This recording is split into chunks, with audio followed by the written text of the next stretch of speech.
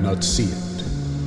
You cannot hear it. But you know it is there, watching, waiting, until the time is right for you to face your fear and listen to the Deep Dive Podcast Horror Month 2022.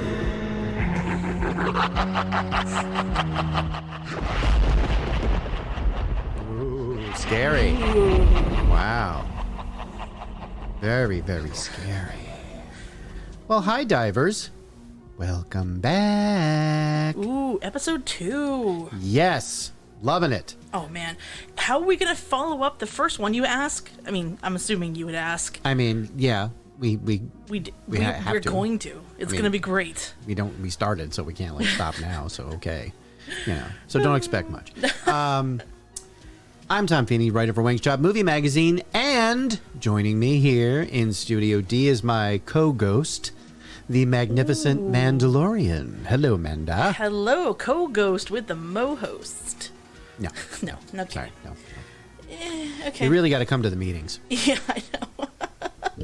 Anyways, I'm excited. Episode 143. 143. Technically the second episode of Halloween Horror Month. Yes. And of Season 5. Yes. And that's all of exciting. those things. All of those. That. Yes, and absolutely. as we discussed last episode, we're 1%ers now.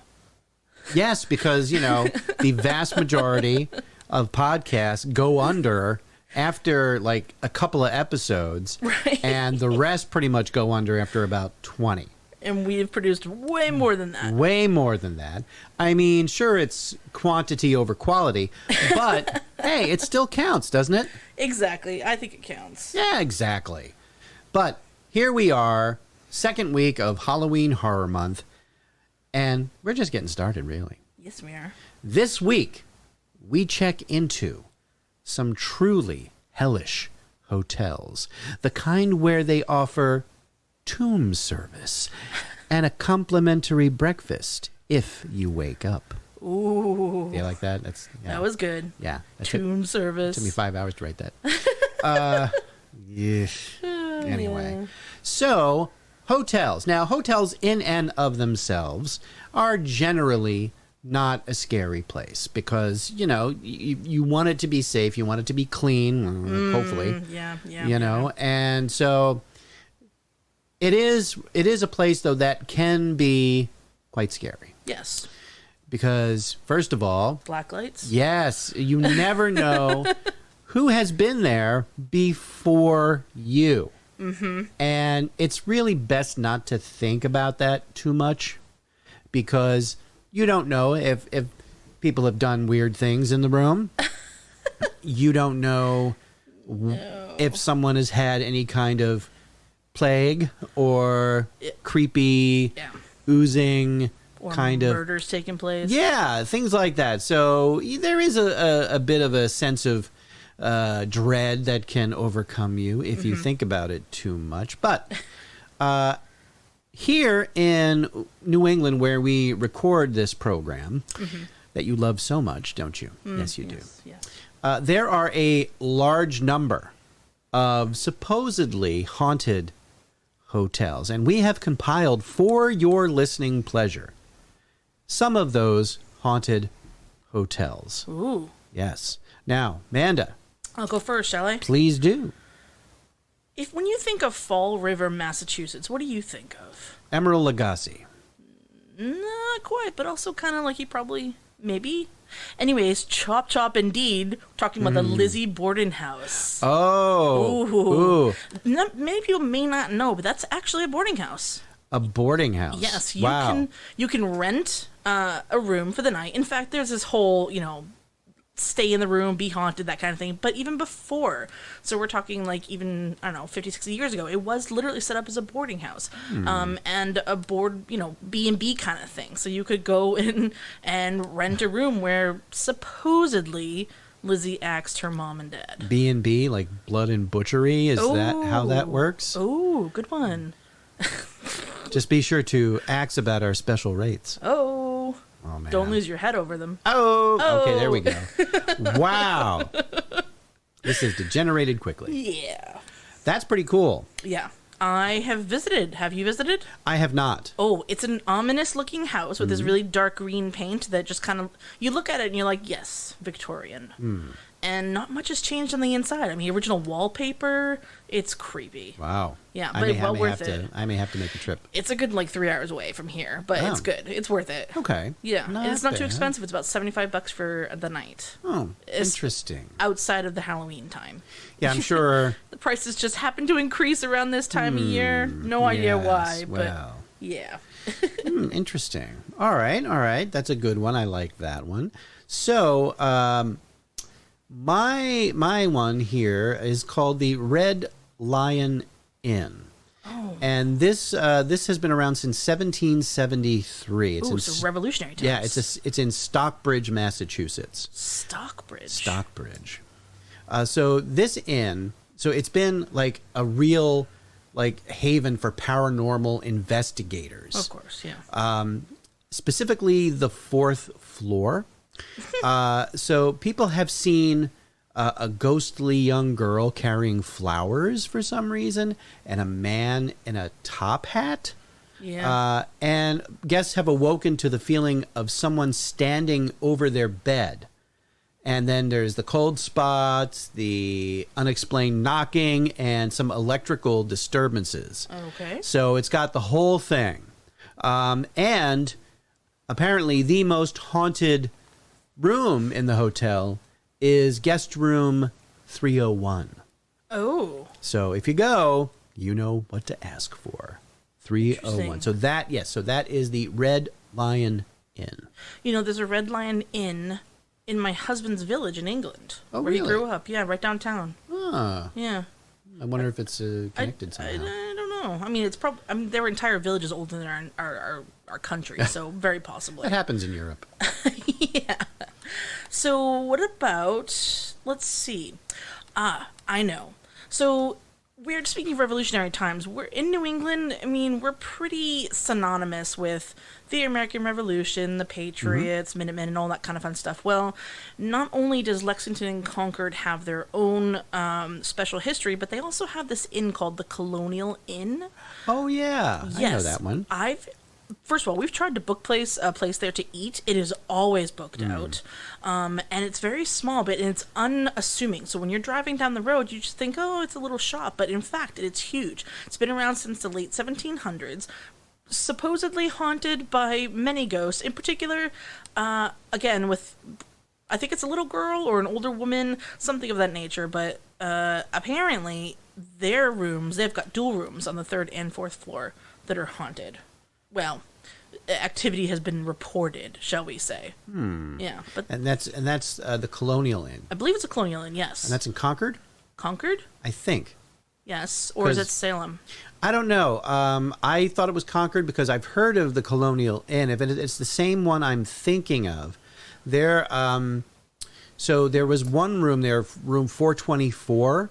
That's sounding correct. Yes. Which was in the Revolutionary War was an operating room. Yes, it's on the top floor. Yes, That's the one. That's the And one. it's definitely Ugh. in Concord, I believe. That's creepy. And it's in the main square. So you know what's great about Concord is they've got all these roundabouts or, you know, rotaries as we call them here in the States.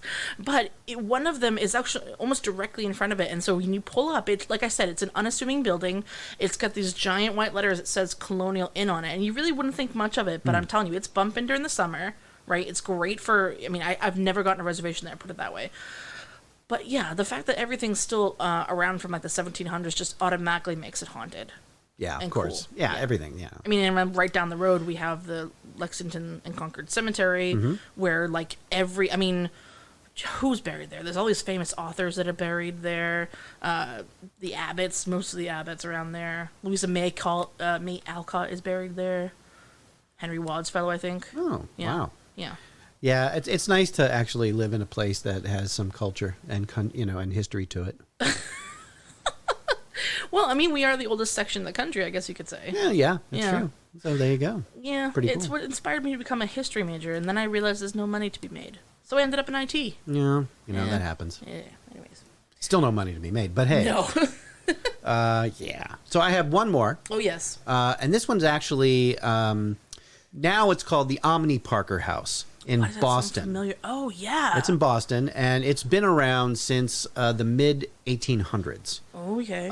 And it was opened by a man named Harvey Parker. And he was basically involved with, the hotel up until his death in 1884. But apparently he still hasn't left. He never checked out. Yeah, he never checked out because many guests report seeing him, like, asking about their stay, which is weird. What a friendly guy, though. Yeah, but I mean, he's like, he's still being the hotel manager even in death. Make sure you rate 5 booze on Ghost Host. There you go. Very nice. And if you've ever heard, and because, of course, I would pick something that has a food connection. So the Parker House has 2 culinary inventions to its name. So there's the Parker House roll, which is this really like delicious baked dinner roll, and Boston cream pie was invented there. No way. Yep. Wow, and I Boston thought cream that Boston pie. was named for the sweet pie that it was named after. No? No. There's no. nothing terribly sweet about the Boston area. Well, fair. It is a delicacy. So if you're, listening from other parts of the country or even another country, Boston cream pie is its own thing. It's not a pie, It's not a pie, but it's not a cake. but it's really not a cake either. It's kind of almost like a giant filled custard donut with chocolate on the top. Yeah, that's a good way to put it. It's pretty much basically a giant donut. But sometimes it has a hard pastry crust, and sometimes it doesn't. Yeah. There's different versions Depends of on it when that you have get been it. laying around, but that's all right. But Yeah. yes, a rich, delicious history, and now I'm hungry all of a sudden, which is really distracting. But that's okay. That's Yeah. okay. So, are we ready We are ready. for our main Course. Oh. Our main corpse, you mean? Oh, we are on a roll. A buttered roll. Oh. Ouch. Wow. And That's we giving just me a lost margarine headache. Oh, No, that was reach. it was a tough one. All right. So, horrible, hellish, haunted hotels. Hotels. What do you got for us? Well, it's interesting because my first pick is strangely tied to Massachusetts, but kind of not. Mm-hmm. In particular, have you ever heard of a Wendigo? Yes. Isn't that some kind of RV?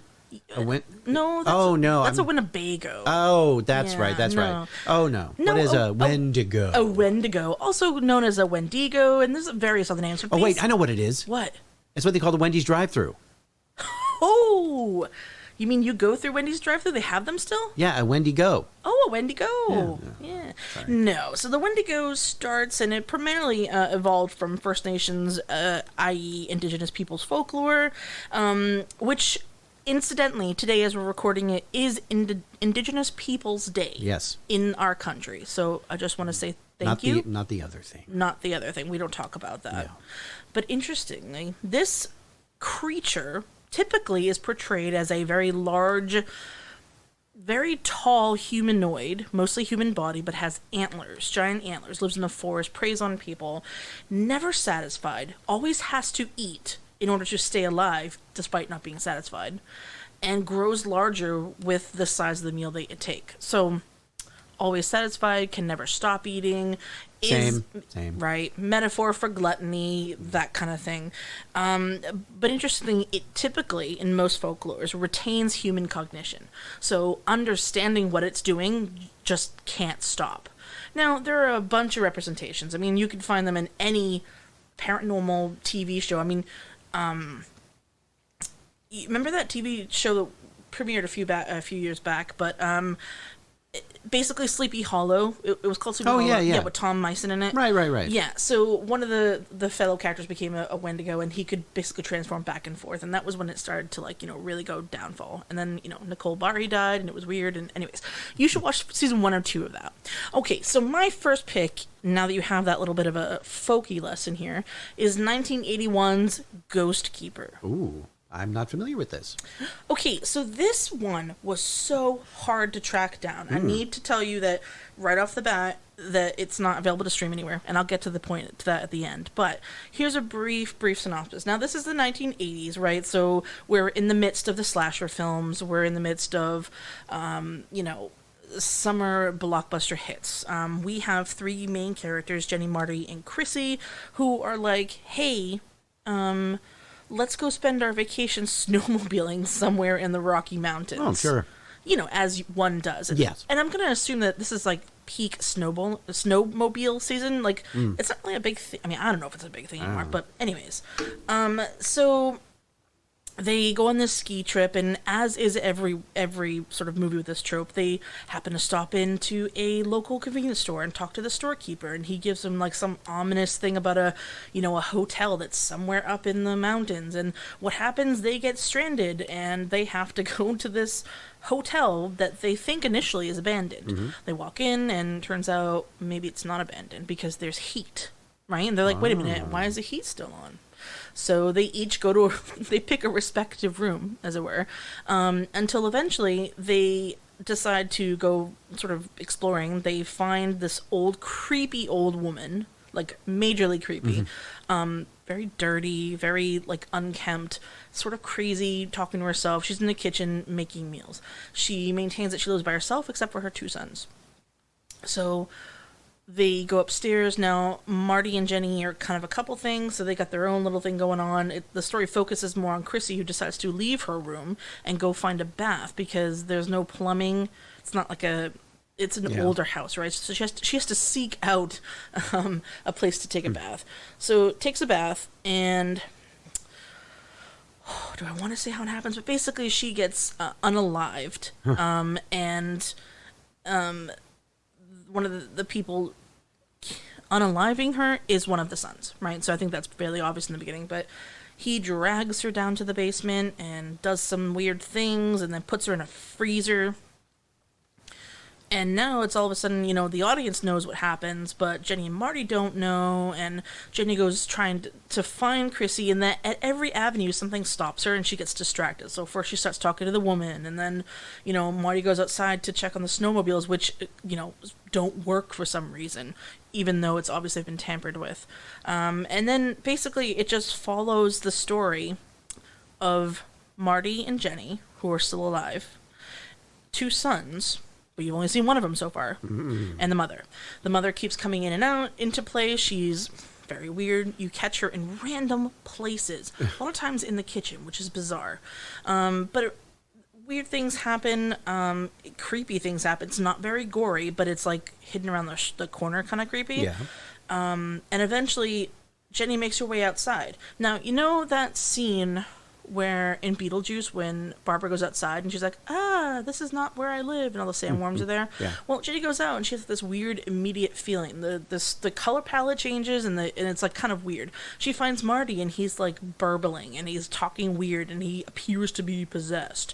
And so she's freaking out. And then the second brother comes into play. He's chasing her with a chainsaw, and she runs upstairs and she is able to get him to follow her. He tumbles over the balcony, gets impaled on a fence or whatever, and she thinks, okay, it's done. Well, she comes back downstairs. Marty's doing his thing. She's kind of forgotten about him for a little while. And the old woman is there, and then they get into a tuffle. She kills the old woman, and then she goes downstairs and finds the Wendigo, which is the other son. Oh. And all of a sudden the movie shifts, right? It's no longer about trying to chase her. Something has happened to Jenny where she's like accepting of it. Oh. And basically at the end you hear the old woman's voice again, and the idea is that the Wendigo survives because its caretaker is constantly there. Like, it always has a caretaker. In this case, the woman who supposedly was the mother probably wasn't the mother, but ended up getting caught at this hotel, and then she became the caretaker, and then it passed on to Jenny, who's now the caretaker of the Wendigo, and all this stuff. It's creepy. It's creepy, Okay. but it's a good movie. Oh. It's quick-paced, right? So it's not like a long, drawn-out thing. But it's definitely worth watching because I didn't understand where the Wendigo kind of came into play. There's one scene where they find some paperwork or something like that mentions a Native American folklore or whatnot, and that is really the only clue throughout the movie. But, oh yeah, one last thing. Jenny finds Marty outside, and he appears to just be dead. Like, she just accepts it fully. You never really see what happens to Marty. You never see at the end where he goes, anything like that. So again, this whole build up. I get the idea that there might have been a sequel. It just probably didn't do well enough. All right, so Interesting. it's good. So I think it was okay. So IMDb did not think so at all. They did not agree with me.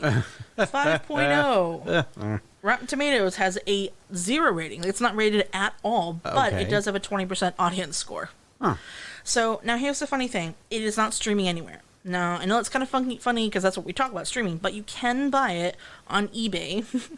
It was released to VHS and DVD eventually for like $50. Oh, my. It is expensive, but as of this recording, you can watch it in full on YouTube. Ah, okay. Yes. Excellent. I'm not saying anything, but if you happen to be browsing the YouTubes and want to happen to search this, don't confuse it with the band of the same name. But that is Ghost Keeper, 1981. Interesting. Yeah.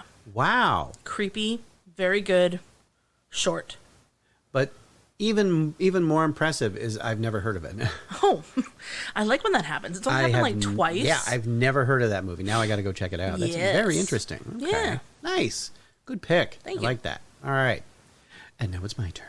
Yes. My first pick is also from 1981. Ooh. Yes. It's an Italian film made by an Italian director and an Italian writer, music by an Italian composer, Interesting. and it was made In Italy? in Louisiana. Go figure.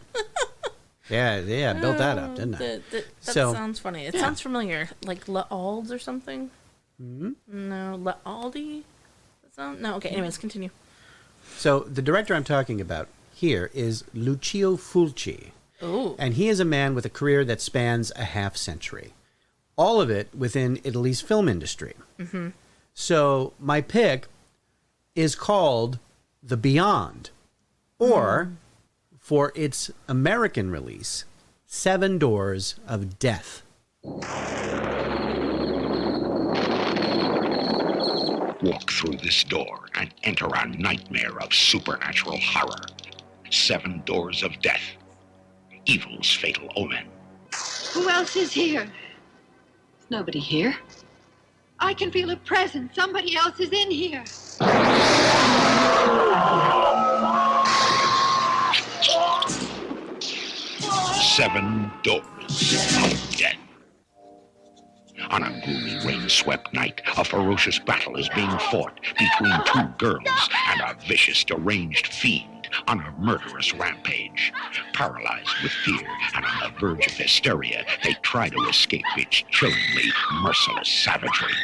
They know it's there, behind these doors, the 7 Doors of Death.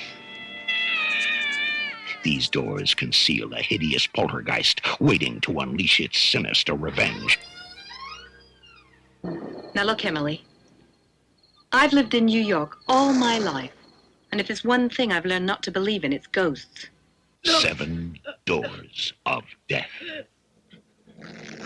Your blood will run cold as the icy fingers of death tighten their stranglehold. Time has run out. Death is erupting, violent, berserk, untamed. Can anyone survive? Enter if you dare and see 7 Doors of Death. It will scare the hell out of you. Rated R. Under 17, not admitted without parent. Okay, now that sounds pretty exciting, doesn't it? That trailer gave the entire movie away. Actually, it has absolutely nothing to do with the movie itself. Whoever made this trailer obviously did not see this movie because it almost has nothing to do with the plot of the movie, which is so bizarre. The only thing I can think of is because this it was released in Europe as The Beyond, and then purchased by some distributor in America. They changed the title, right, to make it sound like, I guess, more scary. But whoever released this film in the United States obviously never watched it because they made this trailer and it has nothing to do with the movie. You know, saying, oh, ghosts and poltergeists and things like. No, there's like that. It's so funny because that trailer has every horror trailer trope in it. Right. seriously, you could play this for almost anything, and it'd be like, oh, it's terrifying, and you will not believe your, Right. No. So that's why I played pretty much the whole thing, because And it was a long one, too. it was a long one, and I'm like, oh my God, and it says nothing. It is all generic horror trailer stuff. So anyway, Seven Doors of Death, or The Beyond. It's considered one of Lucio Fulci's best films, and it really showcases his talent for bizarre and unsettling imagery. Now, the plot is almost unimportant here because it's so visual, but basically it revolves around a young woman named Liza who inherits a small hotel in the New Orleans area. But this hotel has a past. Automatically haunted. There you go. And it also has a potentially earth-shattering secret, because among the hotel's amenities is a literal doorway to hell. Oh, yeah. Right in the cellar. Yeah. Now, of course, the new owner doesn't know anything about this, and she begins the process of renovating this old hotel. And, of course, weird things begin to happen.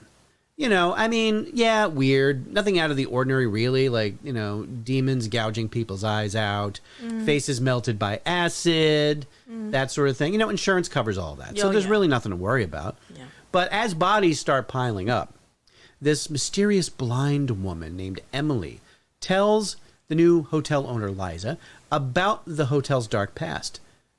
And one more thing, never go into room 36. Now, Liza, being a sane and rational person, ignores this advice entirely. Yes. To her regret. More crazy stuff happens. So there's zombies, devil dogs, not the delicious pastry. Oh, I love devil dogs. So good. There's evil spirits, yada, yada, yada, the whole thing. Basically, craziness happens. So ultimately, this evil book of black magic is found that explains that the hotel itself is an actual gateway to hell. Okay. Now, by this time, of course, all hell has broken loose.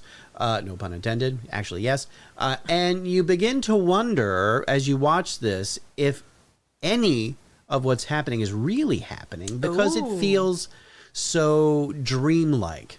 Okay.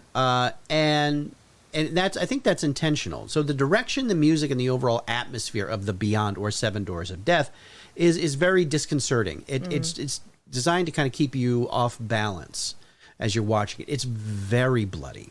Ooh. And even though it was made in the United States, it really does feel, not surprisingly, like other Italian horror films, otherwise known as giallo. So you've got the hallmarks of a giallo horror film, which is very bright, oversaturated colors, very highly stylized direction and camera shots, and of course, really, really awesome music. All these great Italian horror films have amazing music. As a matter of fact, the music that we play at the beginning and the end during Halloween Horror Month is from The Beyond, which is really awesome. It's great music.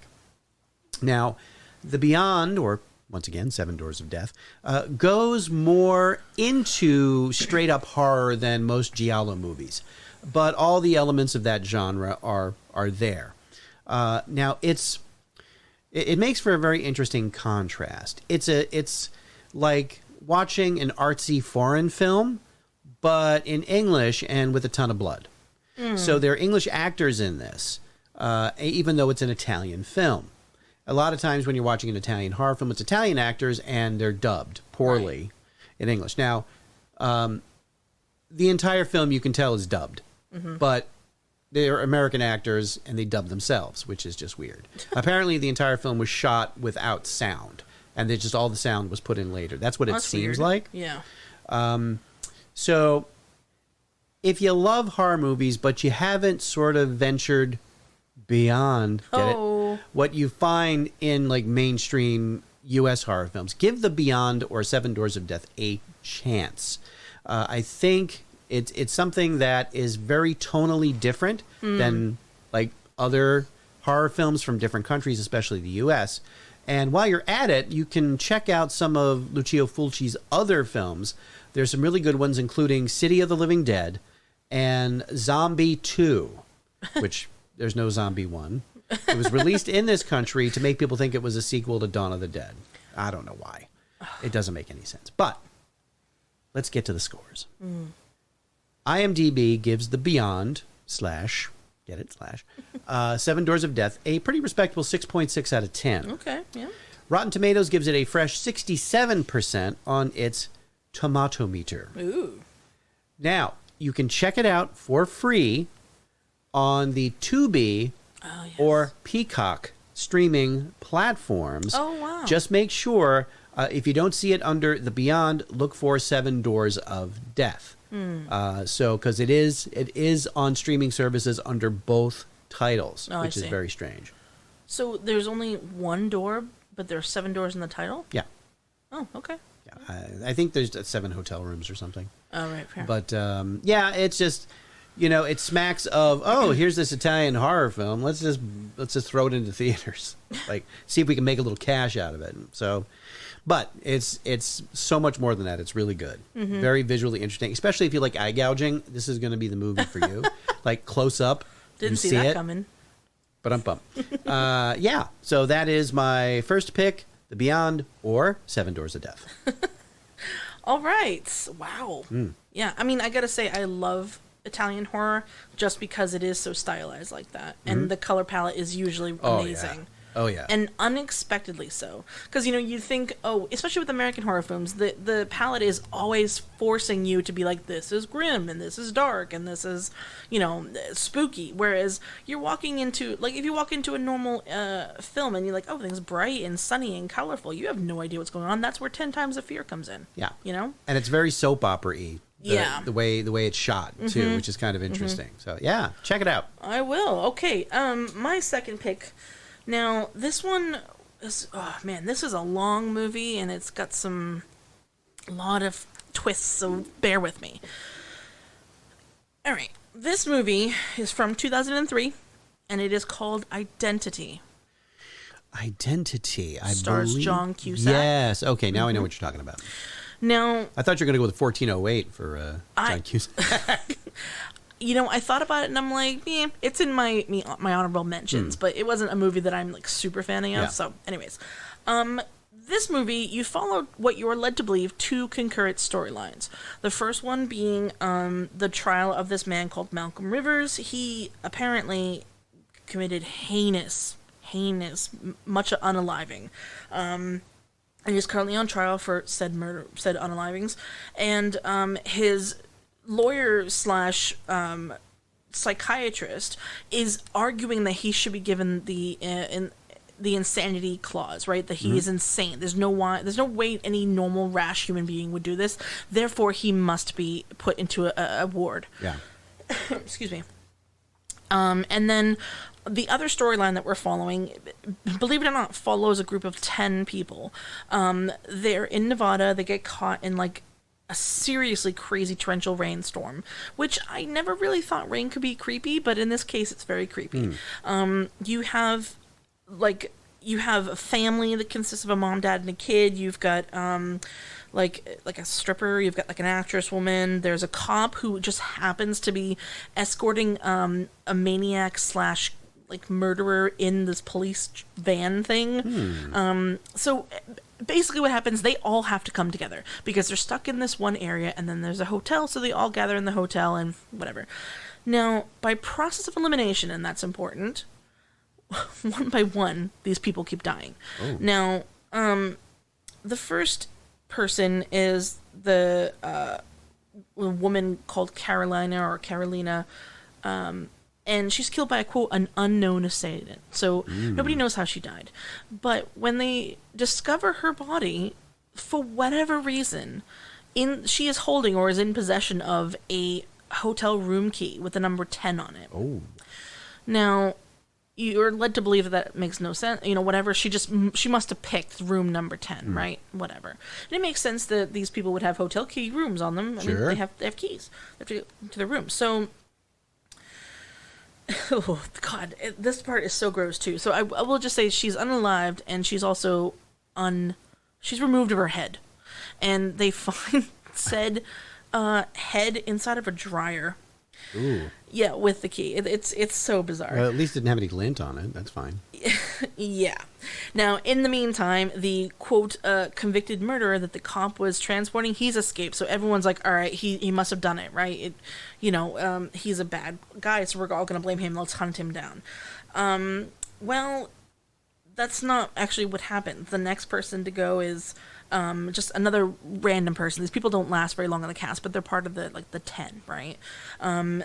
He gets married. He gets unalived.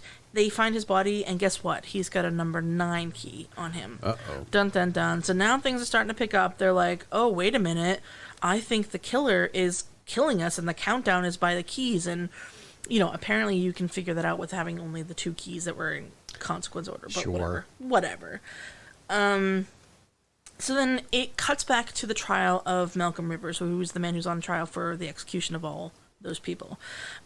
His psychiatrist suggests that he has diaries that indicate he suffers from like extreme dissociative identity. So that's when you're kind of unaware of what's going on or what you're doing, and in some cases have the ability to do things without any cognizance going on.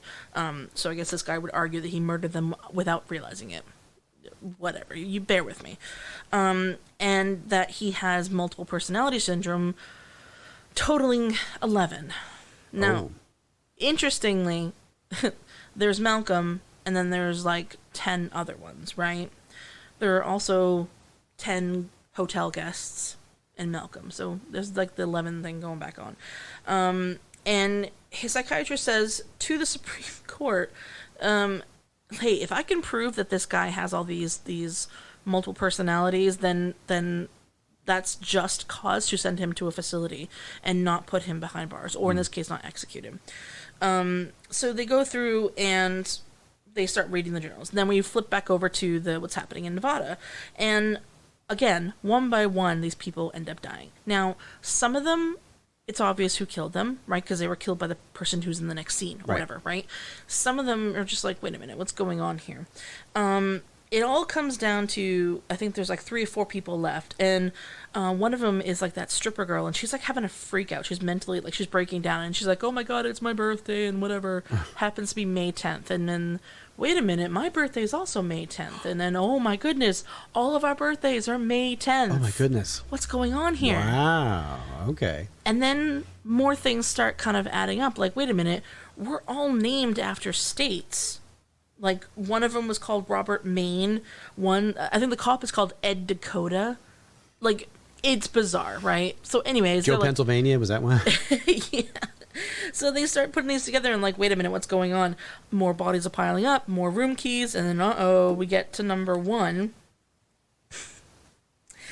And then it cuts back to Malcolm Rivers, and he's successfully proven that he has 11 personalities.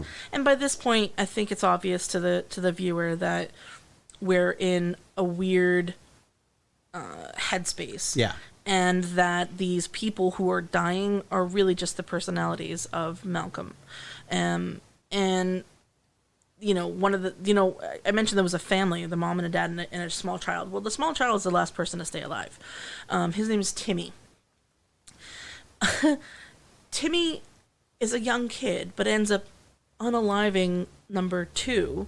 It cuts back to Malcolm Rivers. They've decided, hey, you are going to go to a psych ward.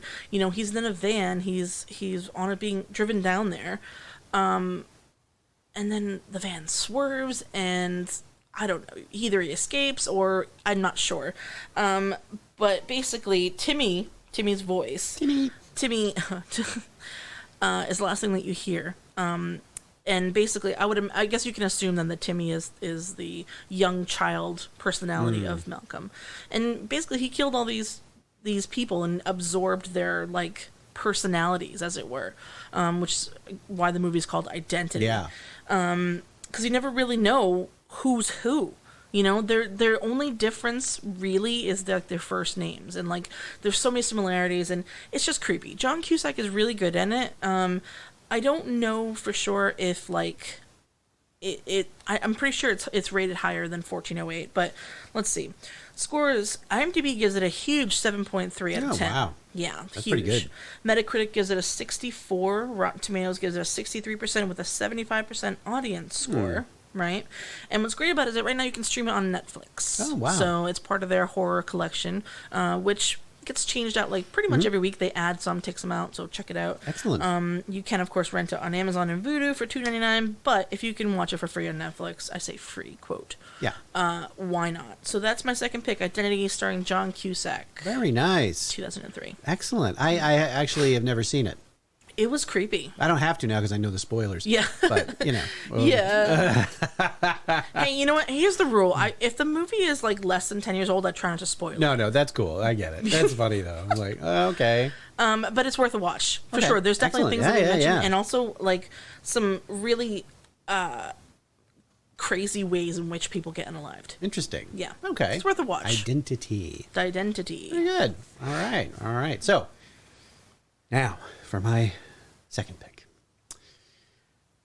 I will say that this pick meets, and that is MEATS, my expectations for a great horror movie. Ooh. It's got blood, guts, chainsaws, cannibalism, and gardening. Jeepers Creepers. No.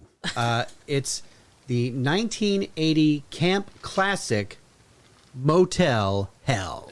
There's a friendly motel We'd like a room for the night. Come on inside, I'll fix you up.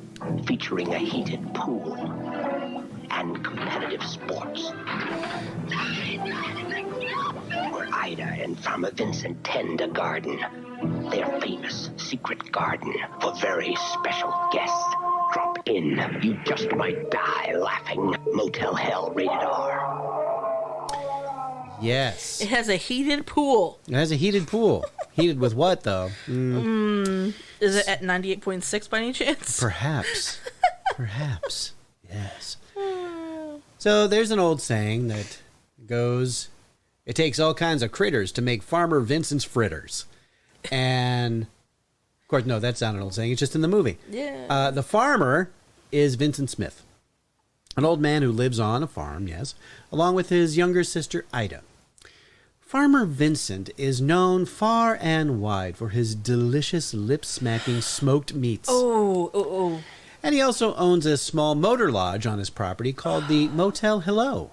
Oh, nice. Sounds friendly enough, doesn't it?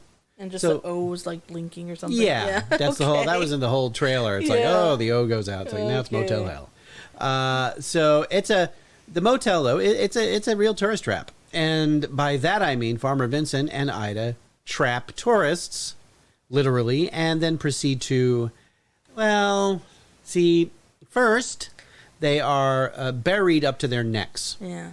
Their vocal cords are severed, and they are, quote unquote, fattened up before being harvested. Hamburgerized. Yeah, so from there, they are processed, mixed with some pork products and a secret blend of spices before being smoked to succulent perfection. My God. And that's pretty much all you really need to know about this movie, except one little thing. Motel Hell is kind of a comedy. A pitch black comedy, yes.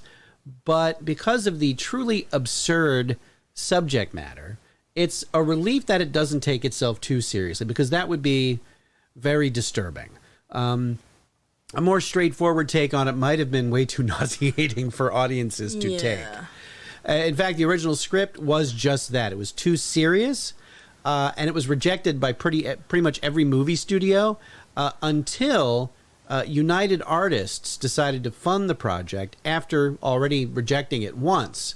But they understood that it was going to be a very darkly humorous movie, so they went ahead with it. Now, it was supposed to be directed by Tobe Hooper of the Texas Chainsaw Massacre and Poltergeist. Poltergeist, kind of. But instead went to Englishman Kevin Connor, who was a good choice because he kind of lent a cheeky sense of absurd humor to the proceedings, which is what you really needed for this movie. Yeah, it's super gross, but if you go into it knowing that it's sort of tongue-in-cheek, Ew. okay, that's maybe not the right way to put it, but it's got some very interesting visuals, including the garden with human heads just sticking out of the ground. They can't scream, but they're, it's just ugh.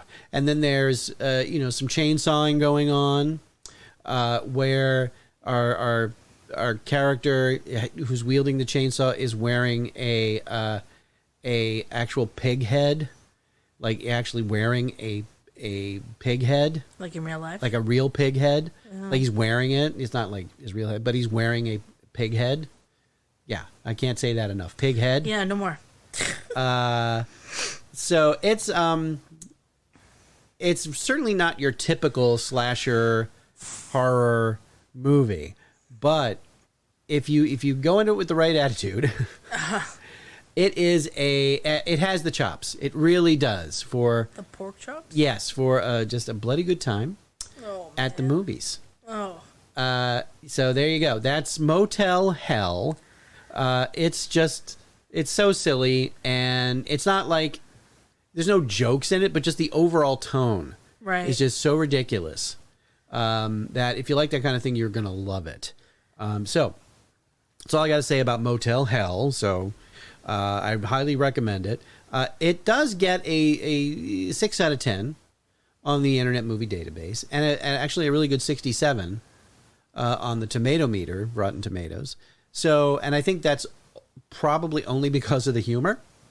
If it wasn't, like I said, if it wasn't funny, it would just be gross and off-putting, let's just say. Oh. If you decide to check into Motel Hell, you can find it for free on both the Tubi and Pluto TV streaming platforms, as long as you are okay with the advertisements. Hey, why not? If it's free, why not? It's free. I can deal with a couple of ads here and there. So that's Motel Hell. Nice. Yeah, it's a gross, good one. but It's a good one. I nice. find it funny. So, do you have any honorable mentions? I this do. week? I think that we can't end this episode without talking about The Shining. Oh yes, right? definitely. 1980s Jack Nicholson is creepy AF, as the kids say. Oh yes. Yes. And I've previously mentioned 1408 also with John Cusack and Samuel L. Jackson. Yep. And then there was one other. Hostel. I think everyone needs to see that once in a while. It's not a wonderful movie, I'd say, but it is creepy. It is torture porn. That's what that is. Yeah, it's like Saw before Saw. Yeah. I don't know if it came out before, but it does it better than Saw. If you don't have a strong stomach, maybe not. Yeah, but, that's true. Because it's dark. Tough. It's dark, and it is. Yeah, so I'm surprised they got away with filming it. Yeah. Oh, but boy, boy. But yeah. All right, so I've got a couple of my own. So probably one of the hottest horror directors working today is Ty West. Oh yeah. He has just recently released Pearl, which was a prequel to an amazing film he did called X. And so apparently Pearl was like shot in just a couple of weeks, which is amazing. Oh wow. Okay. So he one of his first films was a haunted hotel film called The Innkeepers. Oh, okay. So that's really good, very atmospheric. It's slow, but it's creepy and really, really well done. And probably another one, you may not think of this right away, but it totally fits for the creepy hotel movie, Psycho. Oh. The Bates Motel. Yeah. Oh my gosh, I didn't even think. That's right. Yes. Psycho. Okay. Yeah. Classic. Total classic. I can't Love believe it. that went over my head. Oh my goodness. She's in a bathroom in the hotel. Neat. Wow. Yeah. Okay. This has been a very fun and illuminating or darkening episode. Perhaps both at the same time. At the same time. Indeed. So, I just want to say, if you made it through, good on you. Yeah, absolutely. And we're excited that you're still here. Surprised, but excited. Oh man, so that almost wraps it up for Series 5, Episode 2 of Halloween Horror Month, number 143. That's right. Now, Hotel Horrors. we want to mention that if you go to our Instagram, Yes, we have a link tree. Deep Dive Podcast, on the link tree, you can find a link to our merch store with our Halloween shirt, our Horror Month 2022 t-shirt featuring the smash hit new character, Mr. Marrow. Mr. Marrow. Who, he's just like everywhere. I mean, he's trending. He's trending. He's just below the Try Guys on Twitter. That's a whole other thing. We're not going to talk about that one. So check that out. Go to our website, thedeepdivepodcast.com. Subscribe. Give us a review if you like what you hear. If you don't like what you hear, don't let us know. No, I don't want to know about it. I really don't. But you could also write a 5-star review on Apple Podcasts. What? Helps us reach way more people. What? And everyone deserves a little bit of this, don't you think? Yes. It's that time of year. It is. We do this not for ourselves, but for you. For you. The listener. The only listener. Anyway, no. Do you know that we have almost 3,000 followers on Podbean? We do. Isn't that crazy? Which is, a lot, comparatively speaking, when you look at a lot of other podcasts. We're doing okay. We're doing all right. Hello to all of our new downloaders. I love Podbean because you can download the episode and then you only have to do it once. And it just comes to your phone or whatever every week. We're on Spotify too now. Yeah, we're pretty much anywhere that you can find podcasts. You can find us. iHeartRadio. Yeah, just wade through all the other crappy podcasts with our name that stole our name. Yeah, even the ones that are way older, but whatever. Yeah. We perfected it. We did, obviously. I mean, come on, you're here, aren't you? So, yes, and, if you have any suggestions, yes, please let us know. Ideas, feedback, whatever's on your mind that you think we could do better. Please let us know. We love hearing from you. We do. We really do. Now, next week, week 3. Week 3. They say home is where the heart is, but not if it's a funeral home. Ooh. No. What could be creepier? Well, maybe if there's a spooky cemetery nearby. Always the case. So, join us next week for our picks of awesome movies about graveyards and mortuaries, and maybe a few fun facts along the way. For example, what is the difference between a graveyard and a cemetery? Tune in to find out. We think you'll really dig it. Da-dum-bum-bum. They're dying to get in there. Oh! Thank you so much, everybody. Oh, thank you. For the Deep Dive Podcast, I'm Tom Feeney.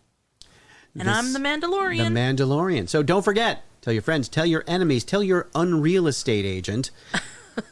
And we will catch you next time. Bye.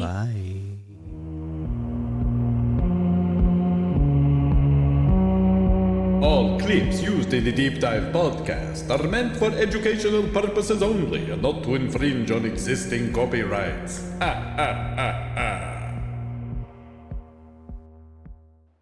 The Deep Dive Podcast is a production of Automaton Studios. It takes all kinds of critters to make Farmer Vincent fritters.